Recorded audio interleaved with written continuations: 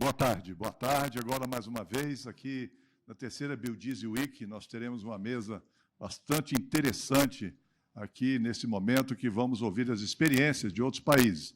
A Biodiesel Week é uma realização da Ubrabio, União Brasileira do Biodiesel e Bioquerosene, com apoio da Frente Parlamentar Mista do Biodiesel, e quem agradecemos em nome do deputado Pedro Lupion, que é o nosso presidente da Frente Parlamentar, e também agradecemos à Câmara dos Deputados por ter fornecido esse espaço aqui. Então, para dar continuidade aos nossos trabalhos, convidamos para coordenar essa mesa o doutor Renato Godinho, que é chefe de divisão de combustíveis renováveis do Ministério de Relações Exteriores. Por favor, conduza os nossos trabalhos. Muito obrigado aí por aceitar esse convite.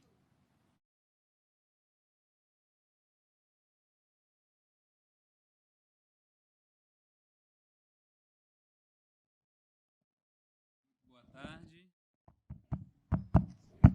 Está funcionando? Ok. Muito boa tarde a todos que nos escutam aqui nessa sala e também a audiência que está entrando online. Muito obrigado, Donizete. Para mim é um prazer, uma honra estar aqui na Biodiesel Week, moderando esse painel sobre experiências internacionais, né, do biodiesel mundo afora. Para compor a mesa, eu quero chamar aqui os nossos palestrantes, representando diversos tipos de experiências internacionais, né, como logo mais vou observar, o biodiesel tem uma particularidade local, né, muito importante. Cada país tem a sua experiência com circunstâncias distintas. Vai ser muito bom ter uma amostra de como o biodiesel tem se desenvolvido lá fora. Então, quero chamar aqui o ministro Javier Dufourqué, adido agrícola da Embaixada da Argentina.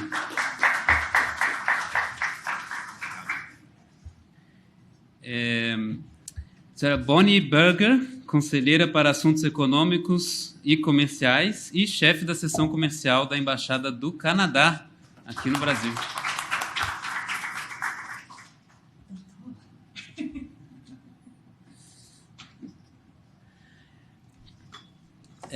Chamo também seu segundo secretário, Ibnu Suantoro, chefe da seção econômica da Embaixada da Indonésia. Talvez devesse ter chamado o seu primeiro, né? Temos os maiores produtores de biodiesel aqui representados. E para comentar à luz das experiências internacionais, né, em face à nossa experiência brasileira, tenho a honra de convidar nosso amigo, professor Donato Aranda, que praticamente dispensa apresentações. Obrigado. Bom, antes de passar a palavra aos nossos palestrantes convidados para iniciar a sessão, falar de suas experiências, eu queria aqui só salientar que no mundo todo, né, a importância do biodiesel é impossível de se ignorar. Então, a primeira razão, né, hoje em dia, é que ela é a alternativa tecnológica a outras, né, mas é a mais disponível alternativa tecnológica para a descarbonização dos motores do ciclo diesel. E, como todos sabem, os combustíveis do ciclo diesel são os de maior utilização mundo afora, né, em termos energéticos e em termos de emissões de carbono, inclusive no Brasil, onde o ciclo diesel ocupa metade, né, um pouco mais de 50% das emissões de combustíveis aqui no Brasil. Então, são as emissões aplicáveis no setor de transporte, onde é sempre mais difícil de descarbonizar. O mundo inteiro tem conseguido progressos na descarbonização, por exemplo, do setor elétrico, e quando chegam no setor de transporte, veem que essa descarbonização ela é bem mais difícil, né? Ainda mais onde é o principal território do óleo diesel, que é o transporte pesado, né? É difícil imaginar uma eletrificação como essa que está sendo proposta para transporte leve, né, uma eletrificação com base em baterias no transporte de cargas. Quanto mais longe a distância, quanto maior a carga, menos sentido faz uma eletrificação com baterias. Né? Já entrando numa questão um pouco técnica, né? A bateria ela tem uma densidade energética muito menor que a dos combustíveis líquidos. Né? Então, para mover muita carga por uma longa distância, praticamente você precisaria de um caminhão para levar a carga e um outro caminhão acoplado levando a bateria, os dois juntos para esses dois caminhões. E é por isso que a aposta nos combustíveis renováveis, né, e entre eles o biodiesel, de grande importância para ajudar a descarbonizar o ciclo diesel, ele é tão crítico, né, e ao redor do mundo. Então, além da redução de emissões, né, o biodiesel traz emprego, traz renda. Nós temos a experiência brasileira que mostra também que ele habilita a industrialização da soja, né? Ele é produzido no Brasil como um coproduto, né, da soja para outros fins, então ele é produzido sem nenhum tipo de competição com os alimentos, pelo contrário, né, ele habilita a produção da soja para fins alimentares também, a pecuária. Então, é uma lógica de ganha-ganha, né? E as discussões internacionais em torno desse tema existem, né? E é importante que nós abordemos aqui sobre sustentabilidade, sobre como são as melhores práticas para garantir, né, a qualidade do biodiesel e seu crescimento sustentável, né, como são as políticas públicas e as novas tendências. Né, o biodiesel também e o HVO, que é o chamado diesel renovável, que está começando a crescer também em diversas partes do mundo e já está sendo analisado no Brasil, né? Ele é um produto de uma industrialização um pouco ainda mais sofisticada, né, da mesma matéria-prima e de outras matérias-primas. Ele é a porta de entrada também para os combustíveis de aviação, para o bioquerosene, que serão essenciais no futuro. Né? Já nem se podemos falar tão futuro, porque as medidas, as políticas estão aí para os próximos 5 anos, de já termos que ter uma solução para o bioquerosene de aviação. Né? Então, tudo isso está bem ligado. E por isso que cada país tem a sua experiência, seu insumo diferente, né? O Brasil é muito baseado em soja, também tem resíduos da produção animal e outras matérias-primas, né?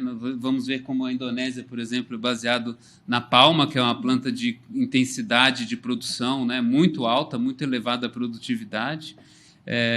Então, nós vamos olhar aqui algumas das experiências e refletir sobre como internacionalizar ainda mais, né, essa produção, né, do biodiesel, que já é mais difundida, digamos, que a do etanol. Né? O etanol a gente conhece muito aqui no Brasil como, né, o biocombustível começou primeiro, né, e tem uma penetração maior de mercado, mas se olhar no mundo, o mercado de etanol ele é mais concentrado em Brasil e Estados Unidos, 2 grandes países que têm boa parte da produção, enquanto que o biodiesel ele está presente em muitos outros países de uma forma mais descentralizada, mais distribuída. Então, é isso. Estou muito satisfeito de poder aqui conduzir essa conversa. Vamos ouvir, então, as apresentações. Sobrando tempo do nosso evento, podemos também dialogar aqui com o público e trocar impressões entre nossos convidados. Quero chamar, então, a experiência dos nossos vizinhos, né? Vamos começar aqui no Sul, com a Argentina. Senhor Javier Dufurqué, você tem a palavra. Perfeito. Bom, a ver se escuta bem. Bom, muito obrigado, boas tardes para todos e todas. Desculpem mi portuñol básico, mas sempre a gente costuma, como veníamos falando, espanhol e português tan similar que a vezes uno mistura tudo, não? Mas, bom, a ideia é fazer esta apresentação. Quero agradecer às autoridades por convite, e cumprimentar também e felicitar por esta iniciativa, porque é uma das ferramentas que se viene para a próxima, y que tenemos que estar y manejar en pos de un futuro ya casi inmediato. Entonces, vamos con yo hice una breve presentación de la situación de Argentina con lo que es biodiesel, y es casi muy similar a lo que falaba mi antecesor con respecto a las características, ¿no? Es como somos, acho que tenemos que aprender mucho de Brasil, ¿no? Porque por cómo se está conduciendo aquí también es casi similar nuestra producción de biodiesel. A ver si consigo. Ahí. Primero que quería en este slide es presentar un poco la matriz energética de Argentina. Como ustedes están oleando ahí, es fundamentalmente depende del fósil, mas estamos trabajando y es nuestra meta descarbonizar esta matriz y incrementar un poco este pase para la bioenergía, ¿no? Hoy está casi en un 9-10% de nuestra matriz, y todo es meta, es una política de Estado hoy, y es un compromiso que tiene también Argentina en el Tratado de París, todo de ir siguiendo avanzando en esa dirección.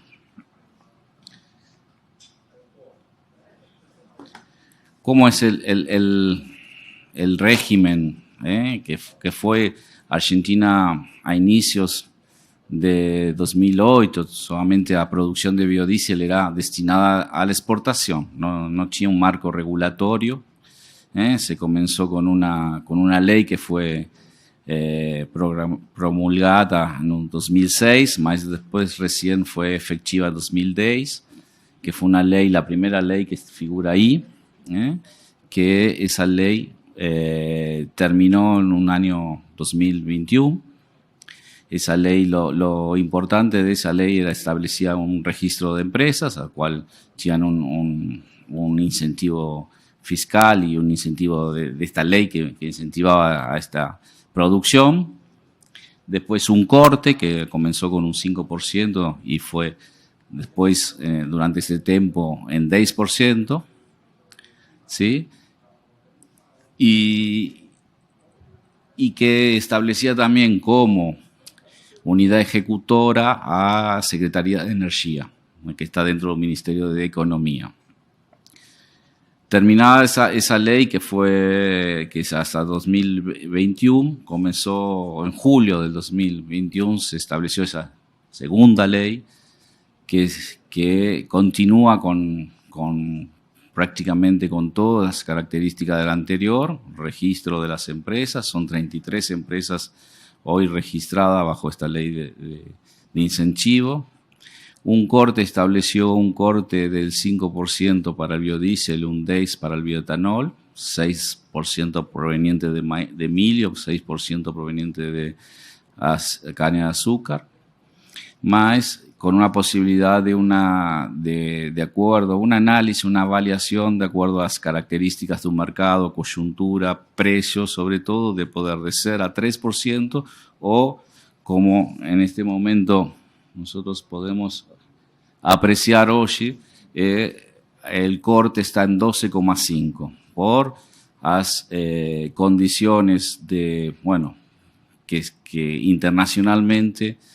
Primero fue un 5%, después por una declaración del secretario de Energía fue un 7,5%, que hoy suman un 12%. Entonces, hoy en Argentina el valor o nivel del corte está en 12,5%. O sea, se analiza mucho o se avalía mucho los precios internacionales o a coyuntura nacional, coyuntura internacional, para poder determinar un nivel de corte.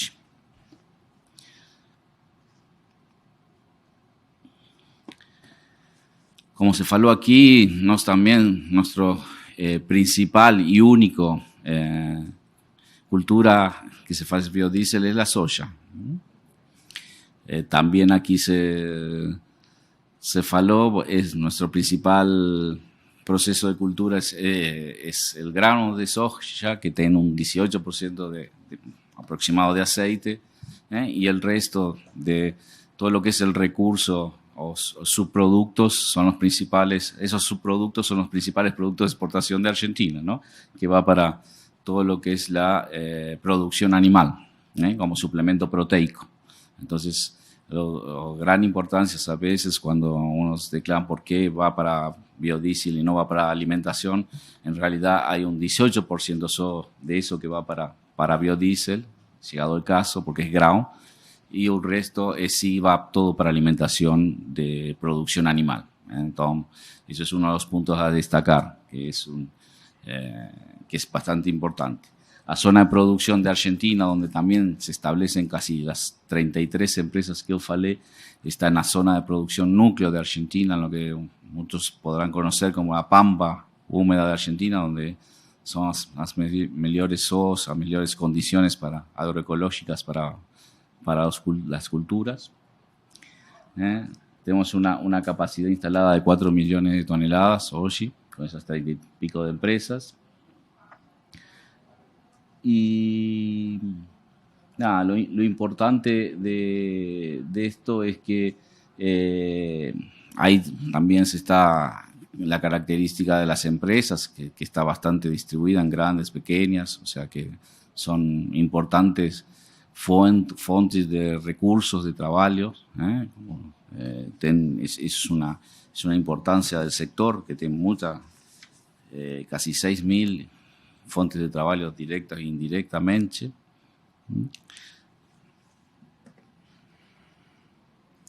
Y vamos para otro. Como falé al inicio, hasta 2008, hasta que la primera ley comenzó, Argentina era prácticamente dependiente de la exportación. Después, a partir del marco regulatorio, ya hacía un manejo del mercado local y la exportación. Los destinos de exportación de Argentina prácticamente son 3 destinos, o eran 3 destinos importantes. La Unión Europea, Estados Unidos y Perú. Esos eran los 3 mercados que Argentina tenía. No sé si se ve bien ahí. A ver si... No, acá.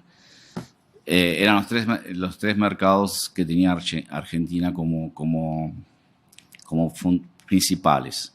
Hoy en día solamente se está exportando a la Unión Europea, porque a partir de 2017,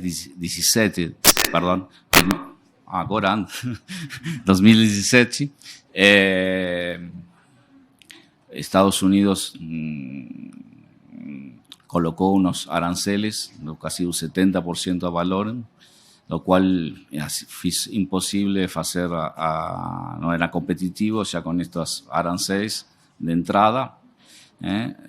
Primeramente la Unión Europea había realizado esta puesta de aranceles, de un marco arancelario que Argentina discutió en la OMC y elevó, y consiguió revertir esa decisión.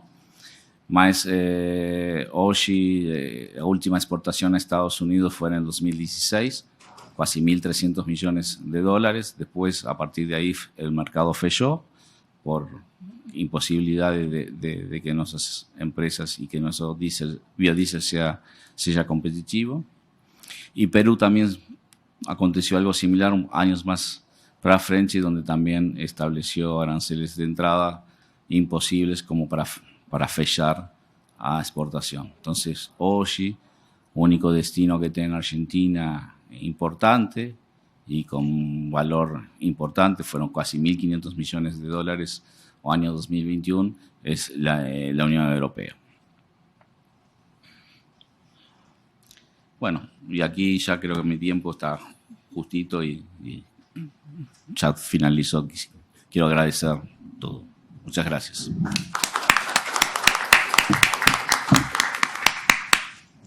Muito obrigado por sua apresentação e visão geral, né, da experiência de biodiesel da Argentina.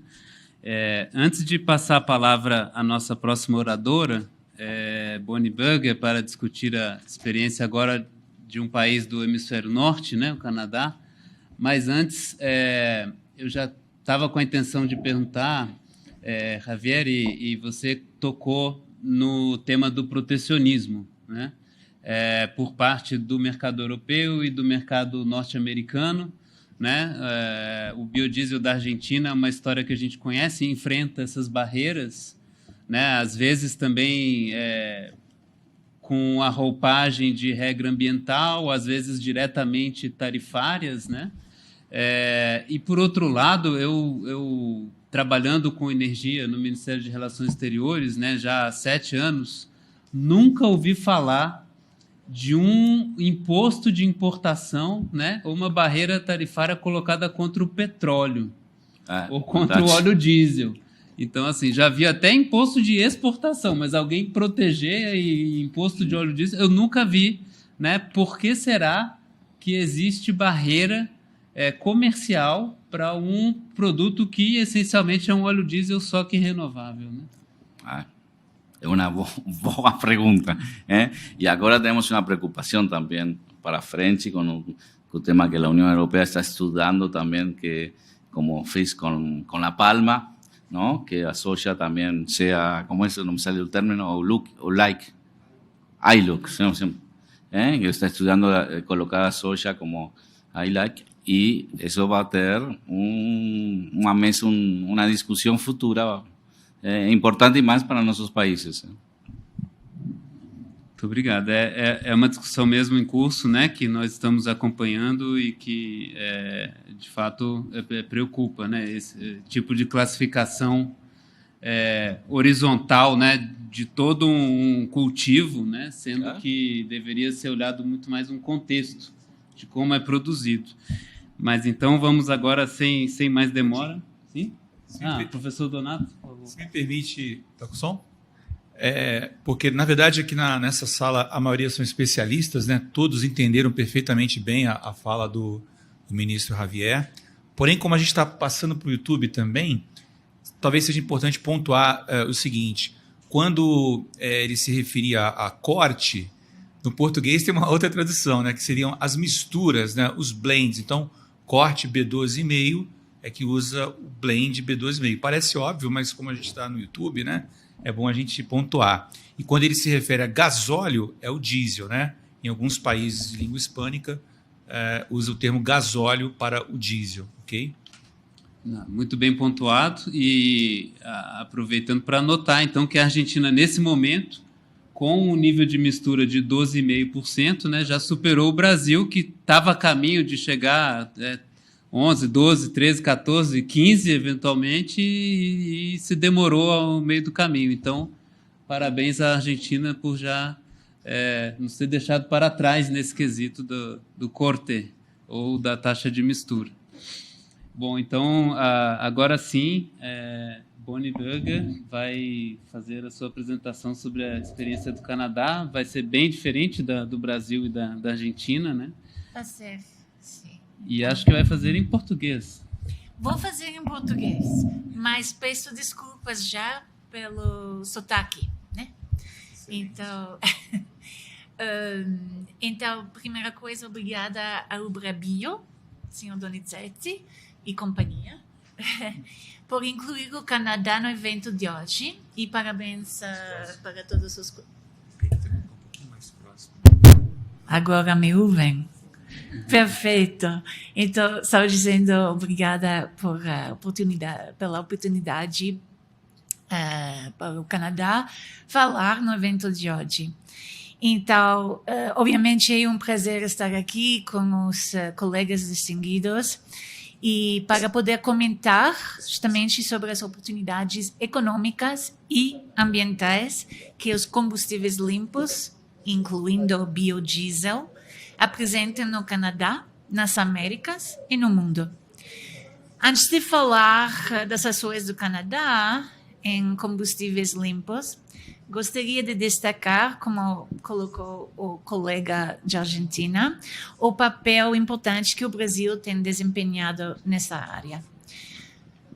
A liderança do Brasil é reconhecida internacionalmente e abriu o caminho para que países como o Canadá aproveitassem plenamente as oportunidades apresentadas pelos combustíveis limpos.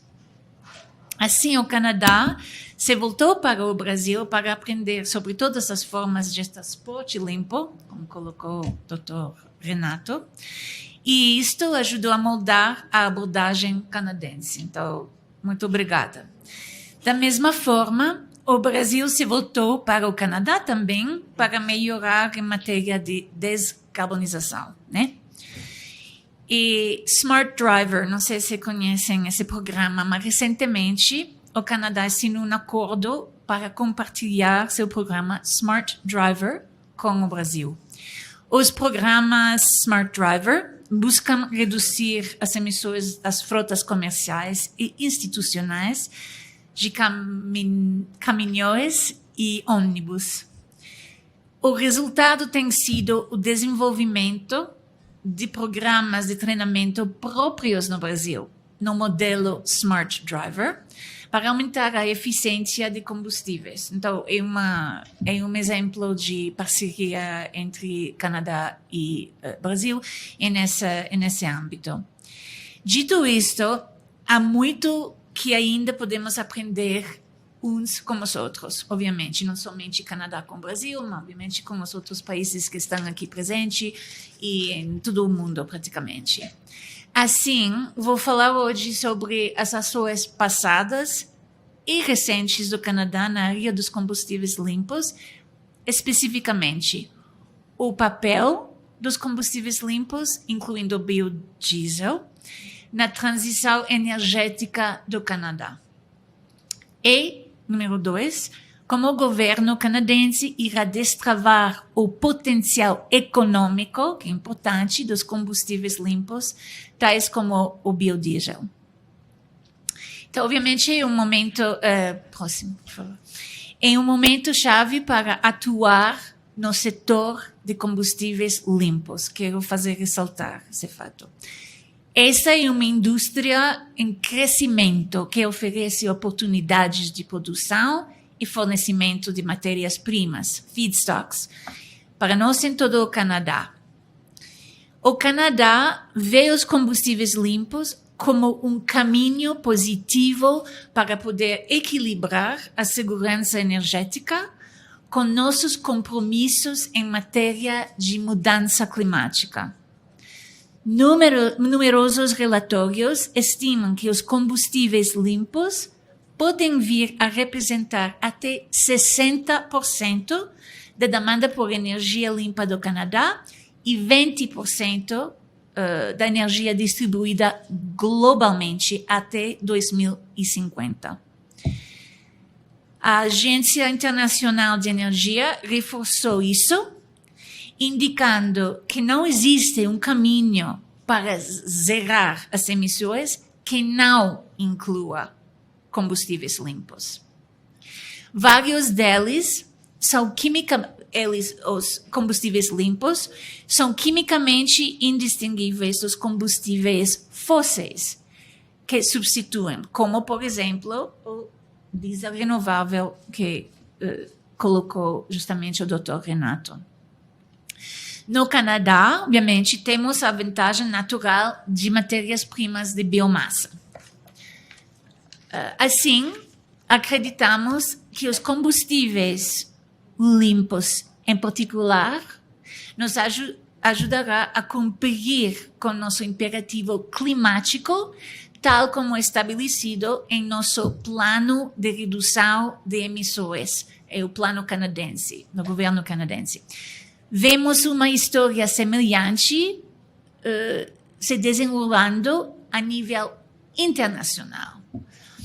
A diretiva, por exemplo, a diretiva europeia sobre energias renováveis enfatiza a importância dos combustíveis limpos no cumprimento das metas de redução de emissões. Próximo. É evidente que o nosso futuro livre de emissões será impulsionado por duas vias igualmente importantes: combustíveis limpos e energia limpa. Embora a eletrificação seja uma via-chave na nossa transição energética, serão necessários combustíveis limpos para minimizar a geração de gases do efeito estufa em setores cujas emissões são difíceis de reduzir. Por exemplo, conhecemos todos os setores de mineração, o Canadá está muito envolvido, navegação marítima, transporte de mercadorias, extração e processamento de petróleo e gás. Combustíveis como o biodiesel e o diesel renovável têm um potencial significativo para reduzir as emissões desses setores, e o Canadá não é o único país que vê esse potencial. A Agência Internacional de Energia estima que a demanda para biocombustíveis precisa crescer 40% para atingir a meta de zerar as emissões líquidas.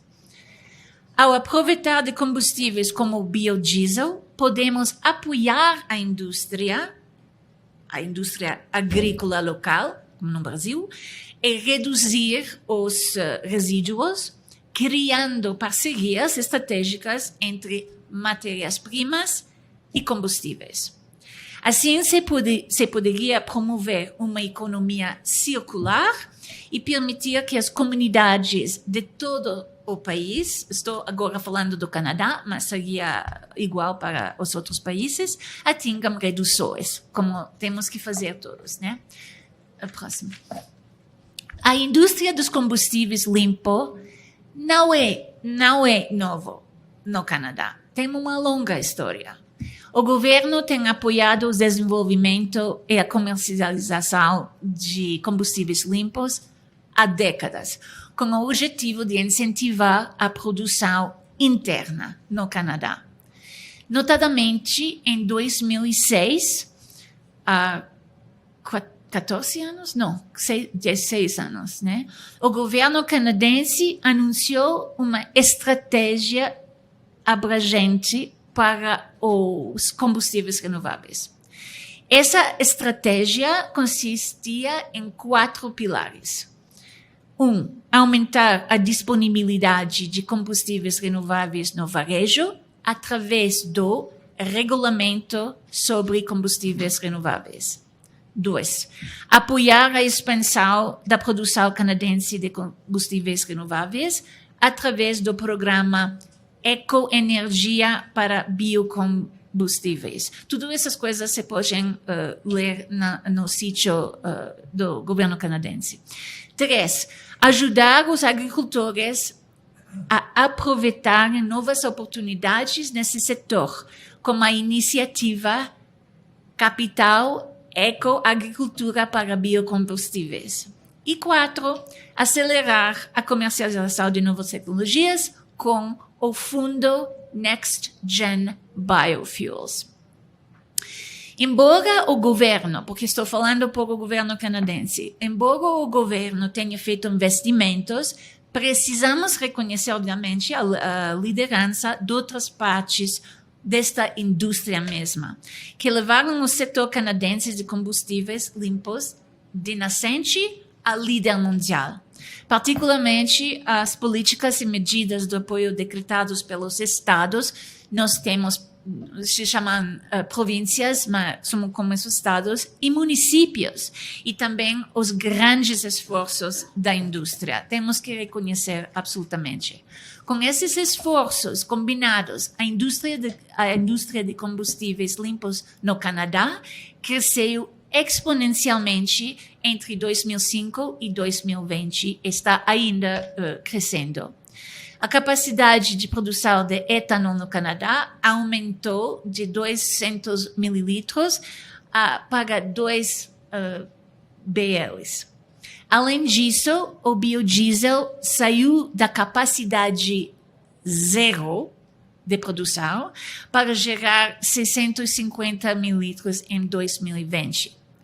O Canadá, efetivamente, agora é o 8º maior produtor mundial de biocombustíveis e ainda tem muito espaço para crescer. Estamos aqui hoje, o Canadá, por causa de investimentos e parcerias de décadas entre diferentes níveis do governo e do setor privado, como se fazem em outros países também, próximo. Em 2022, então, esse ano, o plano de redução das emissões do Canadá e nos recentes orçamentos do governo federal mostram que o Canadá está empenhado em ver esta indústria crescer e prosperar. O plano de redução de emissões traça como o Canadá cumprirá as metas climáticas de 2030, através de um conjunto abrangente de medidas que afeta toda a economia com o objetivo de auxiliar a transição energética. Um fator-chave para a indústria de combustíveis limpos é que no plano canadense de redução de emissões é o regulamento de combustíveis limpos. O plano de redução de emissões também anunciou a intenção do Canadá de avaliar a viabilidade de desenvolver uma estratégia de bioenergia para o Canadá. A ideia dessa estratégia de bioenergia é maximizar os impactos econômicos e ambientais positivos de nossos recursos bioenergéticos. Além destas medidas, o governo canadense fornece incentivos financeiros, que todos estão interessados nos incentivos financeiros, através de medidas complementares. Por exemplo, Fundo de Combustíveis Limpos reais, equivalente de reais 6 bilhões. 6 bilhões. Medidas fiscais federais, créditos fiscais para investimentos, por exemplo, o ajuste de subsídio de custo de capital para equipamentos de energia limpa, e uma redução de alíquota para fabricantes de tecnologia com emissão zero. 3. O acelerador Net Zero do Fundo de Inovação Estratégica, que fornecerá até equivalente de 24 bilhões de reais em apoio a projetos que permitirá ao Canadá reduzir suas emissões domésticas, emissões internas de gases de efeito estufa. 4. Um papel mais amplo para o Banco Canadense de Infraestrutura para investir em projetos de infraestrutura liderados pelo setor privado, que irá acelerar a transição do Canadá para uma economia de baixo carbono, incluindo a produção de combustíveis limpos e CCUS, captura, utilização e armazenamento. E 5, um novo fundo de crescimento canadense de equivalente de 60 bilhões de reais, que atrairá pelo menos R$3 para cada R$1 de capital privado público investido. Canadenses e empresas utilizamos combustíveis todos os dias. Esses combustíveis são fundamentais para o funcionamento da economia. Porém, sua extração e combustão são uma fonte significativa de poluição, como se sabe também em outros países. De fato, as maiores fontes de emissão de gases de efeito estufa no Canadá são provenientes da extração, processamento e combustão de combustíveis fósseis. Para reduzir essas emissões, o governo canadense, em 2016, anunciou a iniciativa Quadro Pan-Canadense, Pan-Canadian Framework. Os combustíveis limpos é um dos pilares principais. O governo também anunciou a intenção de desenvolver o que se chama o Clean Fuel Standard, padrão de combustível limpo para o Canadá. Desde então, temos trabalhado com a indústria e os estados canadenses para aperfeiçoar os regulamentos de combustíveis limpos, Clean Fuel Regulations, que acabaram de ser publicados, o mês passado, no 6 de julho de 2022. Então, se podem pesquisar também no sítio web.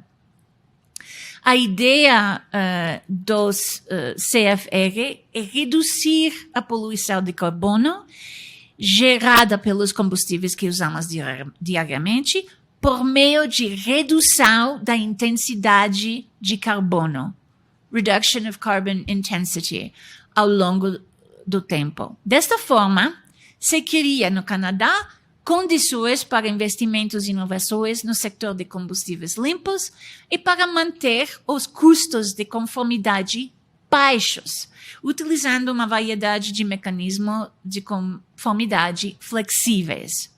Ao reduzir a intensidade de carbono nos combustíveis fósseis, utilizados no transporte, por exemplo, o CFR será uma ferramenta-chave para descarbonizar o transporte rodoviário e outros setores. O CFR está focado no combustíveis fósseis líquidos e cria oportunidades para combustíveis como o biodiesel através de geração de créditos na categoria de conformidade 2 a partir da produção de combustíveis limpos. Esperamos no Canadá que o CFR seja um fator-chave para o crescimento da indústria canadense de combustíveis limpos, em um momento em que o mercado global de combustíveis limpos se está expandindo muito rapidamente. Um momentinho para eu interromper um minuto. O que ela explicou sobre o Clean Fuel Standard do Canadá é o equivalente, né, que o Canadá está colocando e implementando ao nosso RenovaBio. Então, quando ela falou dos créditos CFR, pensem nos CBIOS do Brasil. É um modelo muito parecido que o Canadá e o Brasil foram desenvolvendo ao mesmo tempo, né? E me parece que o programa do Canadá vai até um pouco além, comportando utilizações dos biocombustíveis para além até do setor de transportes, né? Então, também stationary e outras instalações onde se usam combustíveis, esses créditos são aplicáveis. Então, nós ainda começando a funcionar agora esse programa, né? Agradecemos muito pela apresentação, mas desculpe a interrupção. Não, nada, e estou acabando, mas para mim será interessante para os que estão no público pesquisar, para ler um pouco mais sobre os programas, porque é bastante interessante. O próximo, né? Então, o Clean Fuel Fund foi criado também, Fundo de Combustíveis Limpos. E o fundo é o equivalente de 6 bilhões de reais, e para proporcionar o impulso muito necessário na produção e disponibilidade de combustíveis limpos no Canadá. O Clean Fuel Fund, CFF, é constituído por 3 fontes de financiamento, que vou mencionar brevemente.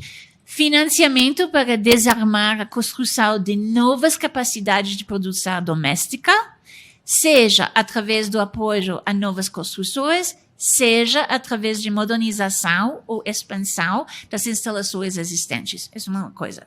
Segunda coisa, financiamento para ajudar a estabelecer centros de biomassa para abastecer um fornecimento confiável e oportuno de matéria-prima, ou matéria-prima nas proximidades das instalações de produção.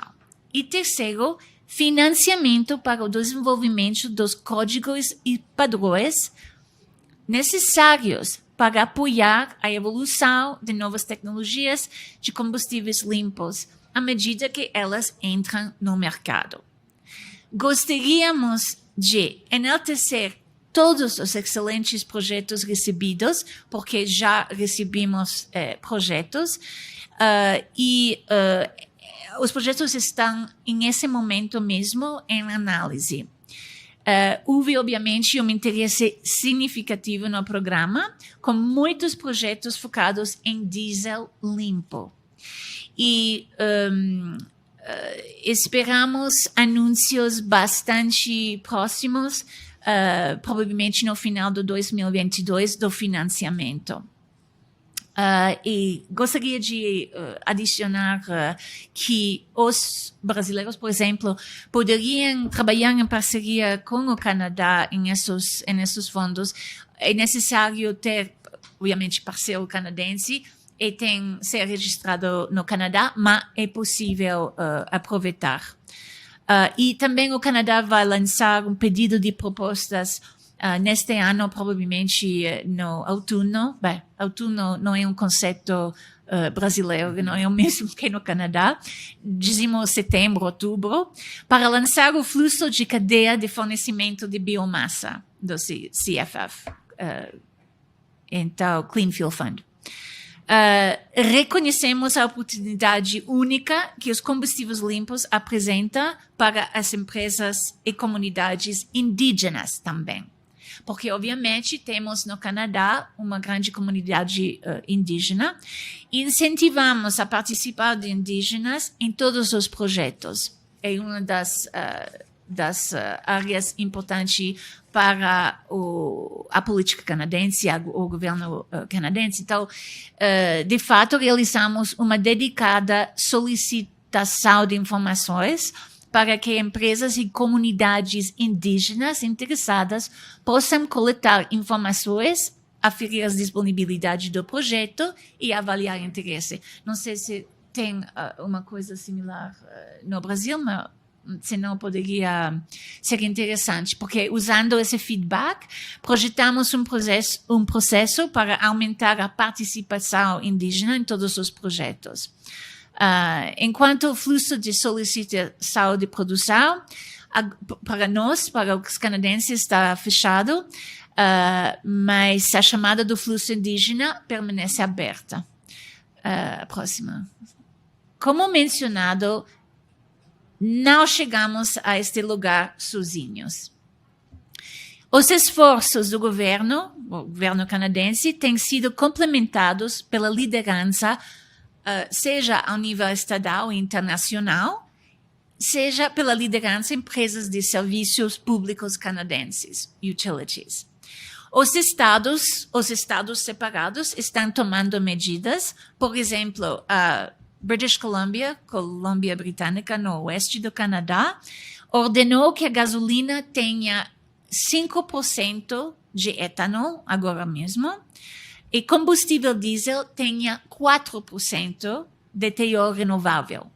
Além disso, o estado de British Columbia exigirá 15% de teor renovável no gás natural até 2030. O Saskatchewan, onde produzem muitos fertilizantes, potássio, por exemplo, exige 2% de diesel renovável no diesel. 7,5% de etanol na gasolina, etc., etc., etc. O Ontário, o Quebec, as províncias ordenaram várias coisas nas províncias mesmas.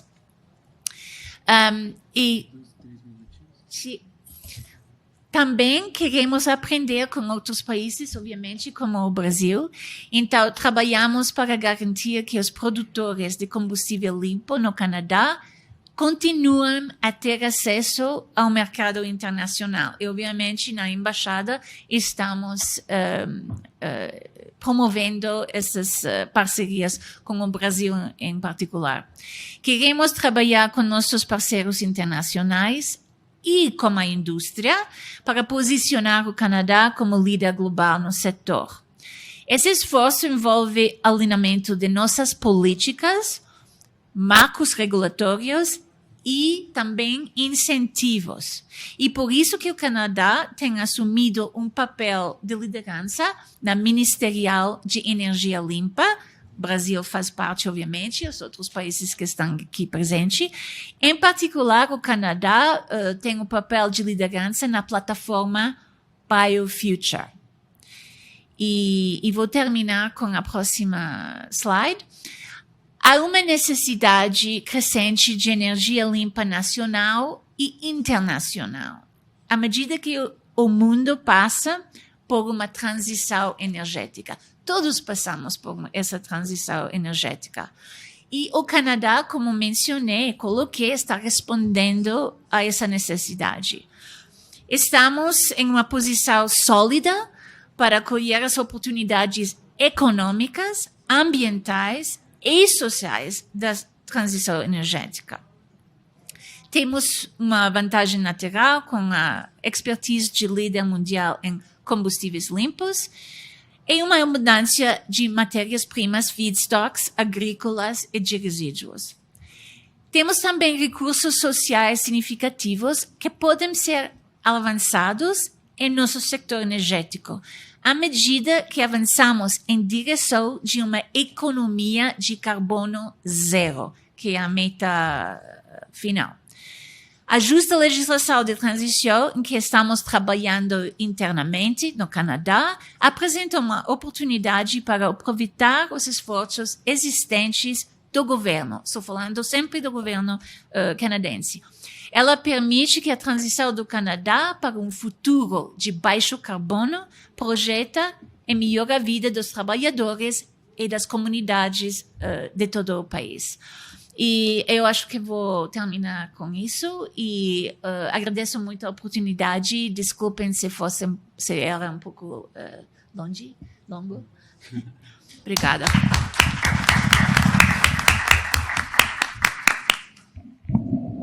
Conselheira Bonnie Berger, quero te agradecer muito por essa apresentação tão abrangente, né? Eu acho que ela traz várias lições aqui para o Brasil,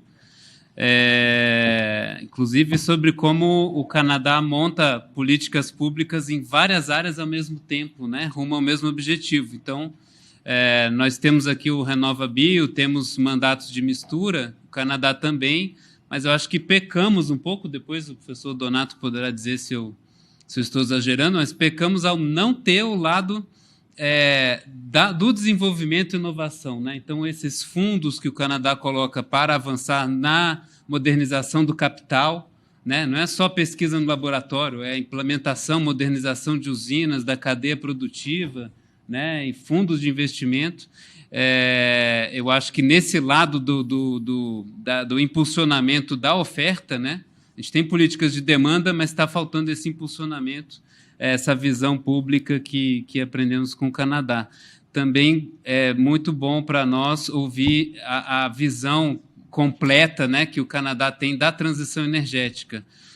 Muitas vezes, nesses debates, dialogando com alguns países, acho que sobretudo na Europa, uma visão, assim, que eu diria correta, mas parcial, né, de que a transição energética se faz com energia solar, energia eólica, baterias, talvez agora a produção de hidrogênio para complementar, sendo que, como você muito bem citou, os dados da Agência Internacional de Energia, né, não existe forma de cumprir as metas em nenhuma projeção sem uma solução completa, e essa solução completa tem que aproveitar os recursos, né, da biomassa sustentável que existem em nossos países, fazer biocombustíveis, né, para a descarbonização desses setores mais difíceis.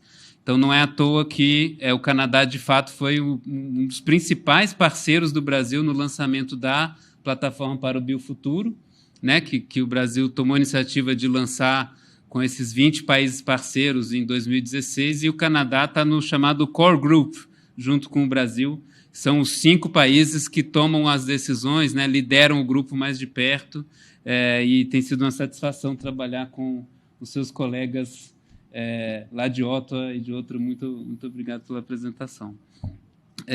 E agora vamos passar, last but not least, para a experiência da Indonésia, né, mudando lá para o outro lado do mundo, que diria que é uma superpotência natural para o biodiesel, né? A Indonésia domina a produção do óleo de palma no mundo, e biodiesel produzido a partir do óleo de palma, né, ele é um cultivo que, quando bem manejado, ele tem uma produtividade muito grande. Então, ele consegue extrair, mais que qualquer outro cultivo conhecido, né, mais produção por hectare, né, do que qualquer outro.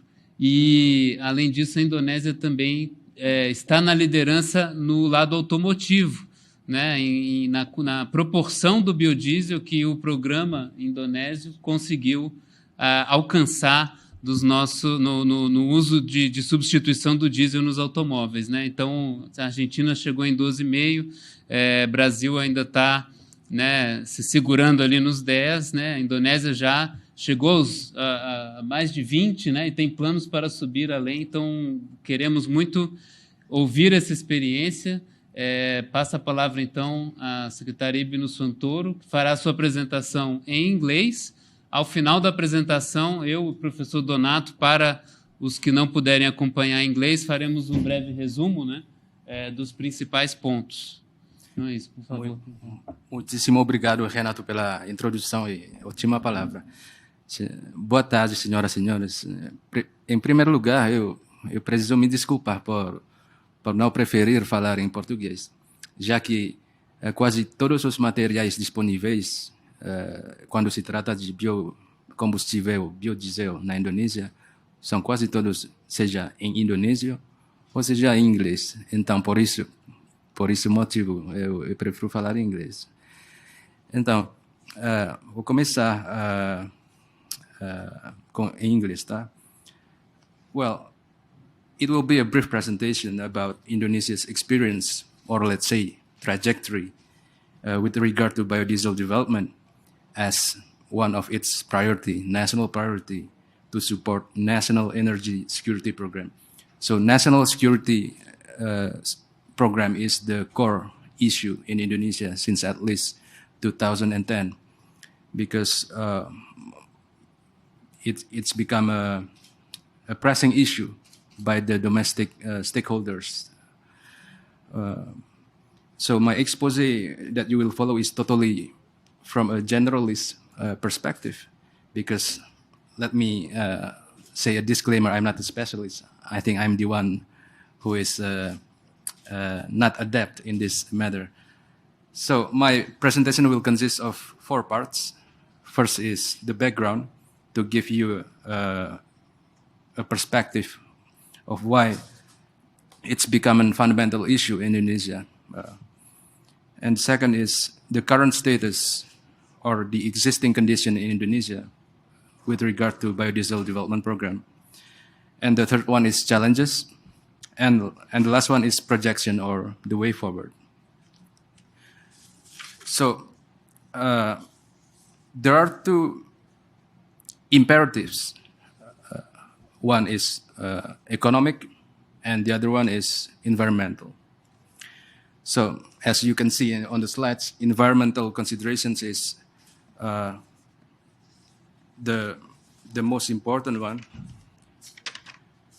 It has to do with the government commitment of moratorium on deforestation for any use, starting from 2011. And further, in 2018, we have implemented the moratorium for new palm plantations. And there is also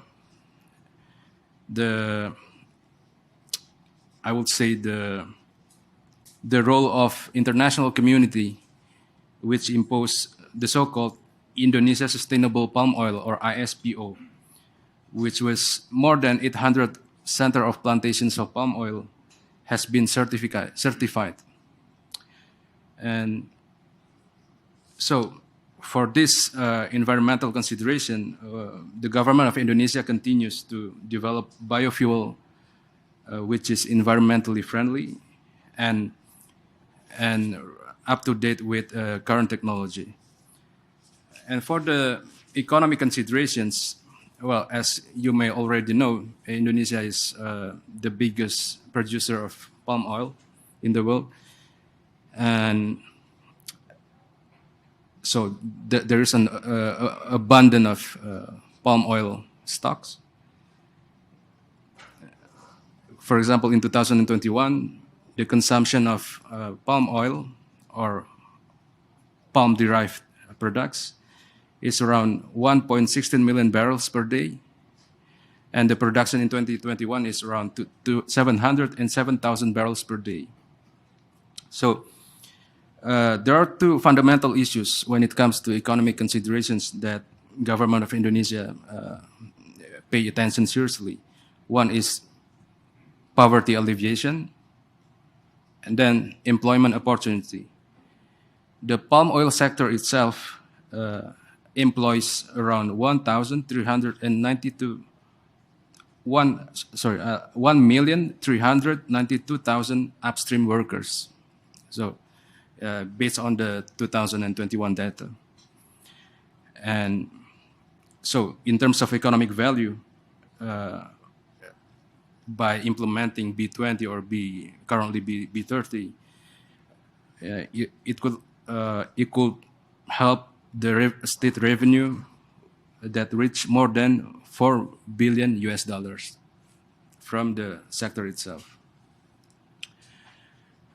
Next slide number 4. So we started the biodiesel program by implementing B10 in 2014.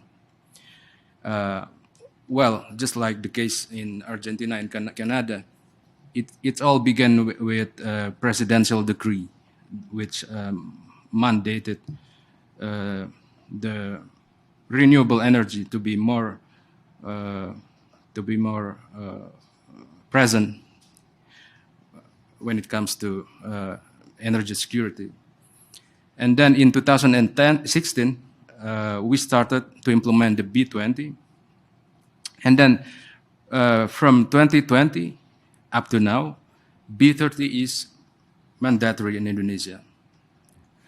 So, and well, actually, it's projected to reach in 2025 for B30. And hopefully by 2026, we will increase into B40 or maybe B35. Next slide number 5. So this is the different uses of B30 for small and medium enterprises, for private vehicles, power plants, industry and commerce.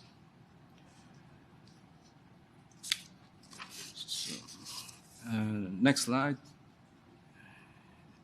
Slide 7.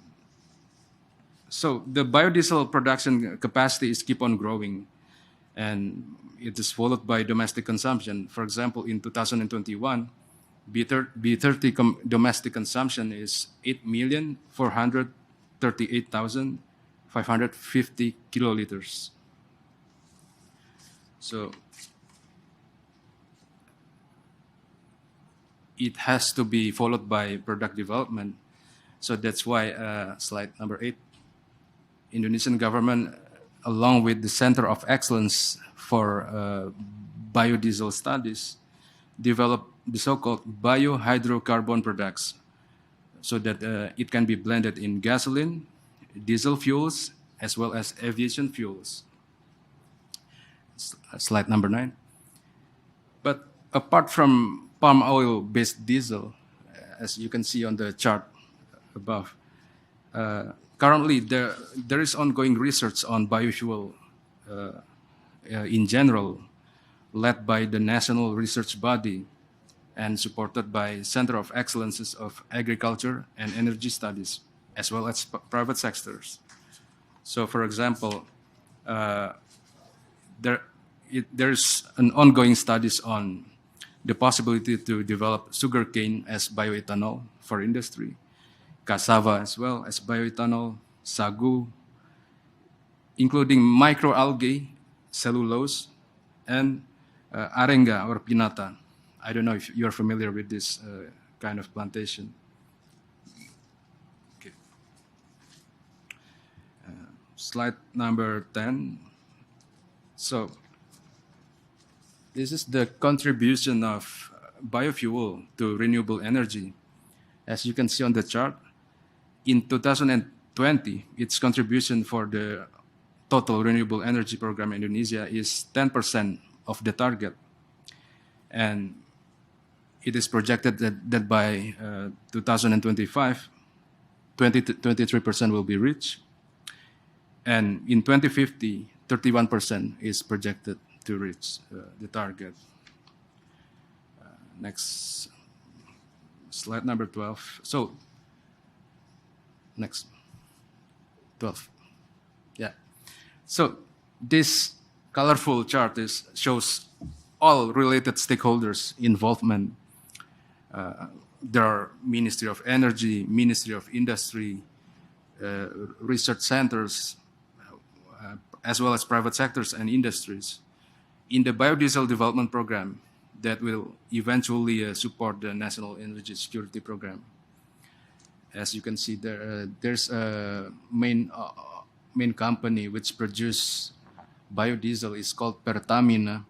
It's a state-owned company, which is the major distributor of gasoline or fuels in general. Next slide. So by 2025, it is projected that Indonesia will have biofuel and biodiesel production plants for gasoline in 8 provinces. It's the green spots. It's spread in 8 provinces across Indonesia. And for diesel plants, 4 provinces, that blue dots. Next. So let me present some challenges when it comes to biodiesel development program. There are 4. One is how to keep up with the standard quality, because we have to meet the recent technology of transportation as well as demand from the industry, so that we must continuously renew and improve our biodiesel quality standard so that we can keep up with the technological up-to-date. And then the second challenge is we need a continuous support from all related stakeholders. So in this regard, we have to work with Renewable Energy Research Center, as well as universities, car manufacturer associations, a state-owned company which produces fuel or gasoline, as well as related ministries like Ministry of Energy, Ministry of Industry. And the most important thing is to perform road tests for every biodiesel program. So, for example, the plan is by next year, B35 or B40 will be conducted a road test by the government of Indonesia. And the third challenge is to have a continuous or constant funding mechanism. In Indonesia, we have the so-called Palm Oil Plantation Fund. Well, it must be ensured to support biodiesel mandatory implementation program. So in this regard, foreign investment is, I would say, really indispensable. And the last but not least challenge is, as Renato mentioned about barriers. We are currently experiencing trade and non-trade barriers from the international community. Not to mention negative campaigns or black campaigns when it comes to vegetable oil in general, I would say, not only palm oil. Well, to overcome all those challenges, I think the keyword is synergy. Synergy, which involves all 4 core stakeholders: the government, the industries, the research center, as well as the finance or funding. And finally, let me conclude by, I would say, formulating a step forward. Well, since I'm a diplomat of Indonesian Embassy, I will focus this way forward in order to cooperate more with Brazil. As Renato is very well aware that currently Indonesia is the chair of the G20, and with the support of Brazil, one of its main agenda, which is energy transition, it will be the continuous agenda for next presidencies, especially in 2023 and in 2024 when Brazil is the chair of G20. So in that regard, I think early this year, Renato and the team has presented to government of Indonesia a non-paper on bioenergy treatment in the energy transition. And I just heard good news from Renato today that it's been discussed at the level of working group level, right? I think last month. And the second way forward is to establish regular bioenergy dialogue between Brazil and Indonesia, because it's really fundamental. For example, I could mention that with Turkey and Russia, we have this bilateral dialogue mechanism which discuss this issue, bioenergy, renewable energy, and clean energy in general. So it will be crucial for Indonesia and Brazil to establish this dialogue mechanism so that we can explore more, not only cooperation, but research in general about biodiesel, ethanol, and other renewable energy sources, for example, like wave sources, like or solar energy. Well, all of those steps forward are meant to boost awareness for our people on the importance of clean and green energy. Okay, muito obrigado.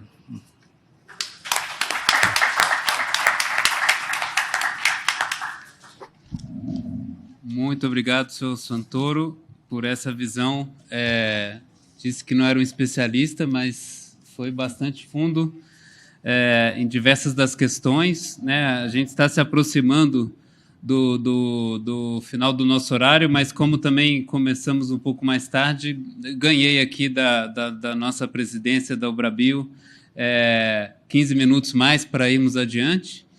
Então, eu queria só trazer, assim, assinalei alguns pontos da sua apresentação, e aí, antes de passar para o nosso palestrante final, né, professor Donato Aranda, um dos maiores especialistas em biodiesel que esse país já conheceu, queria assinalar aqui alguns aspectos, né, não posso repetir a apresentação inteira, que foi muito rica, mas alguns aspectos que chamaram a atenção. Depois acho que o professor Donato também poderia complementar, antes de entrar no seu próprio comentário sobre o que vimos hoje. Mas, assim, aqui na Indonésia, essa é uma indústria que move, pelo que entendi, 1.300.000 trabalhadores ao longo da cadeia produtiva, né? Então, de fato estrutural. A maior empresa de produção de biodiesel também é a grande empresa de energia, né? de petróleo e combustíveis, né? Que faz a distribuição de combustíveis na Indonésia, a Petarmina, né? Mais ou menos como se a produção aqui tivesse sido liderada, não pela Petrobras, porque é diferente, já temos um mercado de distribuição muito mais livre, né? Mas né, como se ainda nos tempos que a BR tinha quase todo o combustível e as refinarias e tal, é como se ela própria fosse a principal, né, mas não a única produtora de biodiesel. E os planos da Indonésia para a produção do biocombustível são tão relevantes que em 2050, 30% da energia, esse é o plano, né, da Indonésia, virá de biocombustíveis, né, não só de energia renovável, mais do que a própria energia do carvão e do gás, né, para quem vê hoje que a matriz é quase totalmente fóssil, de fato é um planejamento impressionante, né? E não é que não tenham desafios, né, há diversos desafios, inclusive relacionado a campanhas negativas e barreiras comerciais que se fazem ao redor do mundo, né? E parte da contraposição a essa campanha é justamente o trabalho que a Indonésia faz em sustentabilidade, né? Criou e com parcerias internacionais, o esquema de certificação do óleo de palma sustentável, né, para separar da produção que não é sustentável e fazer com toda a certificação das boas práticas, sem desmatamento.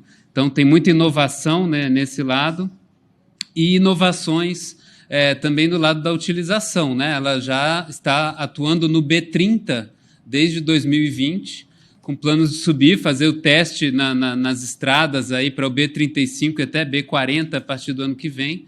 Então, não temos tempo de perguntar mais a fundo, né, como que se chegou lá, né, porque aqui há tantas dúvidas sobre o que acontece com os motores, não sabemos se é o clima, mas há muito espaço, né? Então ele terminou a apresentação com a ideia da sinergia, que é uma lição semelhante à do Canadá, dos atores todos, governo, indústria, pesquisa, trabalhando juntos, cada um no seu lado, né, para mover essa indústria lá, que tem essa importância nacional, estratégica nacional lá, e terminou a apresentação com a ideia de continuar nessa cooperação com o Brasil, estabelecer um diálogo mais regular em energia. Já tivemos diversos eventos, oportunidades. A Indonésia tem interesse em aprender, por exemplo, com o etanol do Brasil e nós também com o biodiesel da Indonésia.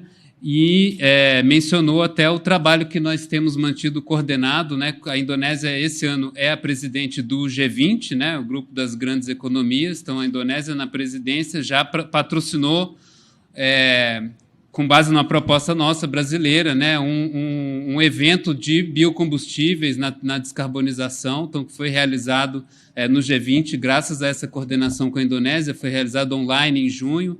A gravação ainda está aí disponível para quem quiser, junto com a plataforma Biofuturo também, que o Canadá e a Argentina todos estão envolvidos. E para o ano que vem, a Índia estará na presidência do G20 e, em 2024, o Brasil. São 3 países, Indonésia, Índia, Brasil, com uma grande atuação nesse ramo da bioenergia e já estão coordenados para promover a bioenergia nesse debate internacional. Então, com isso, passo a palavra para o professor Donato Aranda, para o que eu tenha deixado de fora da apresentação e para a sua própria apresentação final. Excelente, Godinho. Dr. Godinho sempre, como eu comentei com ele no início, né, um catalisador, né, desse papel fundamental que é o nosso diálogo com outros países, uma troca de experiência sempre de 2 vias, né? Tanto de lá para cá como daqui para lá, mas já resumiu muito bem a apresentação do Dr. Ibno Suantoro. Eu só queria pontuar só alguns pequenos detalhes que eu acho interessantes para a nossa plateia, tanto aqui quanto no YouTube, né? Então, veja, a Indonésia, amigos e amigas, tinha um B10, que é o que nós temos hoje no Brasil, em 2014. Ou seja, nós estamos 8 anos atrasados em relação à Indonésia, né? 8 anos no mundo digital, né, doutora Cristiane? É muita coisa, né? Então, eles passaram para o B20 em 2016. Então, aquilo que a gente está sonhando, né? A gente tem como principal referência no mundo do B20 os Estados Unidos. Aproveito até para mencionar, né, que nos Estados Unidos há estados inteiros onde tem um mandato de B20, como é o estado de Minnesota. No estado de Illinois, boa parte dos postos, né, do gas stations, o diesel desses lugares, dessas cidades no estado de Illinois, mais de 70% fornece B20. Você tem, por exemplo, uma cidade emblemática a nível mundial, que é Washington, D.C., a capital federal. Toda a frota municipal utiliza B20 até B100. A frota municipal de Nova York utiliza B20, são mais de 11 mil veículos da frota municipal de Nova York usando B20. Uma outra universidade emblemática, que é Harvard, né? Todos os veículos de Harvard também utilizam B20. Então, a gente tem os Estados Unidos como uma referência no B20, mas a Indonésia utilizava B20 em 2016, ficou para trás, né? Fez os testes para B30 em 2020, passou a utilizar em 2021, com um mandate, com um mandatório lá, né, uma mistura obrigatória, B30 desde o ano passado, e agora, 2022, está fazendo B40, né, uma coisa fantástica. E das principais motivações do país são motivações sociais, né? O Godinho já enfatizou, quase 1,4, 1,3, alguma coisa, milhões de empregos diretos associados a esse setor, 8 bilhões de litros de biodiesel sendo produzidos, né? Para você ter uma ideia, o Brasil, para esse ano, que é um país que tem até uma população um pouco maior que a Indonésia, mas o nosso B10 dá um pouco mais de 6 bilhões de litros, eles já estão em 8 bilhões de litros, né? E muito importante também, o que foi mencionado pelo doutor da Indonésia, foi o seguinte, que desde 2011 o país tem uma moratória de deflorestamento, né? Não tem mais esse problema lá, que realmente houve no passado. Desde 2018 não tem mais novos grandes plantios de palma, né? Os palm plantations, então eles deram uma parada. E o mais importante e interessante, que eu desconhecia, né? Mais de 50% das produções de palma no país, na Indonésia, são certificadas por certificadoras internacionais de sustentabilidade.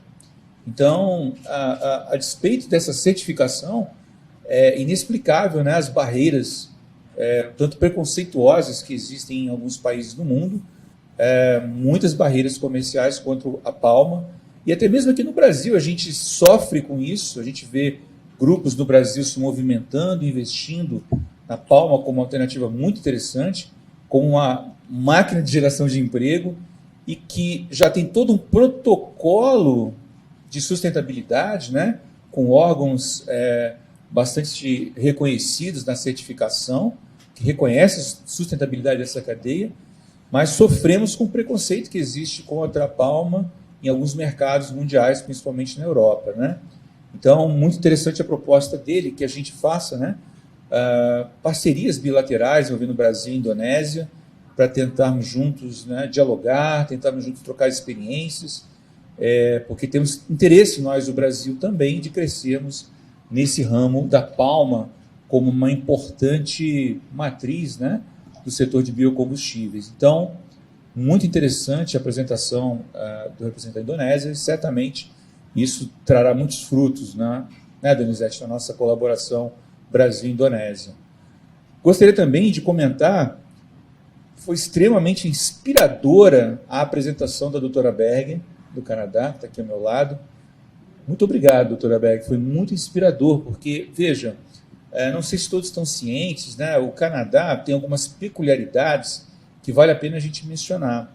O Canadá é um dos países que tem o maior consumo de energia per capita do mundo, maior que o Brasil, maior que até do que os Estados Unidos, né? E não é porque eles querem, é porque é uma necessidade de sobrevivência. É um país que tem um inverno extremamente vigoroso, né? Então, a necessidade de calefação, por exemplo, faz com que tenha uma demanda energética muito grande. Ao mesmo tempo, é um país que tem recursos naturais na área de fósseis extremamente farta, né, abundante.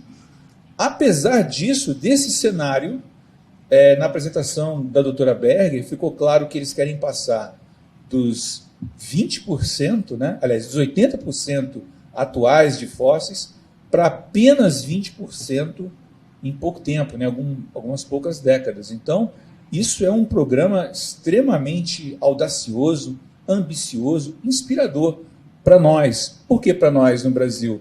Porque, a despeito de sermos líderes na produção de biodiesel, de etanol, nós temos ainda muitas barreiras internas pelo fato de que das recém-descobertas reservas do pré-sal, que certamente são riquezas que nós não podemos deixar para trás, mas isso às vezes é trazido numa narrativa, numa mesa, de que não devemos olhar tanto para os biocombustíveis, como se os biocombustíveis tivessem atingido já uma saturação de crescimento e fosse apenas um complemento, ao contrário do que você colocou, né, que para 2050 o plano do Canadá é o contrário, né, os fósseis serem um complemento e não a matriz dominante, né, controladora daquele país. Então, extremamente inspirador para a gente, né? Tanto em relação ao que ela disse do etanol, do biodiesel, do diesel renovável também, que temos também total interesse em crescer nesse setor,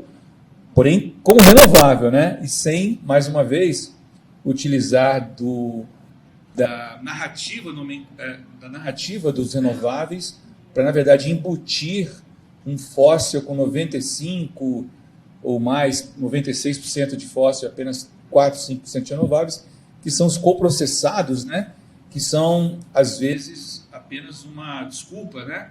Para você ter maciçamente a presença predominante dos fósseis ainda por muito tempo, né? Então, perfeito. Então, basicamente é isso, né? Foi extremamente inspirador e importante a presença da doutora Berger. Não por acaso, a Obrabio realizou esse evento aqui, na Câmara dos Deputados, no Congresso Nacional Brasileiro, exatamente para que pessoas inspiradoras, como o representante da Indonésia e do Canadá, e da Argentina também, que foi muito claro também a sua apresentação, e esse movimento recente da Argentina, em passar dos 5% para os 12,5%, mais uma inspiração interessante, próxima a nós aqui, na América Latina.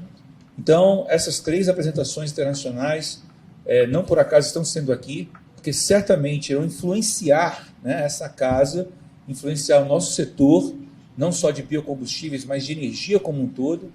E eu quero mais uma vez agradecer a apresentação de todos e agradecer ao Dr. Godinho, sempre um catalisador, um promotor nesse diálogo aí que é fundamental na formação de opinião de players, né, aqui no Congresso, a nível político, a nível empresarial brasileiro, e toda a educação, né, que a gente tem nesse momento no YouTube, muitos estudantes universitários, alunos meus, inclusive, da UFRJ, onde eu sou professor, certamente estão nos escutando agora. Ciência e Tecnologia, meu amigo Rafael está aí também, do Ministério da Ciência e Tecnologia, e com toda a sua equipe certamente voltada para o dia de hoje, para essas apresentações. Então, agradecer as apresentações ao Godinho por esse excelente encontro, por essa excelente mesa. Muito obrigado.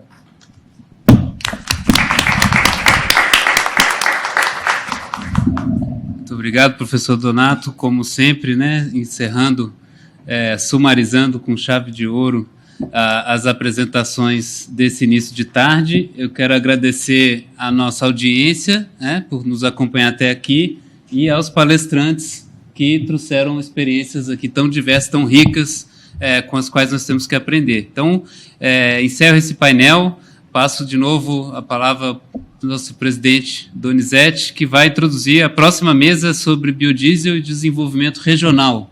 Muito obrigado.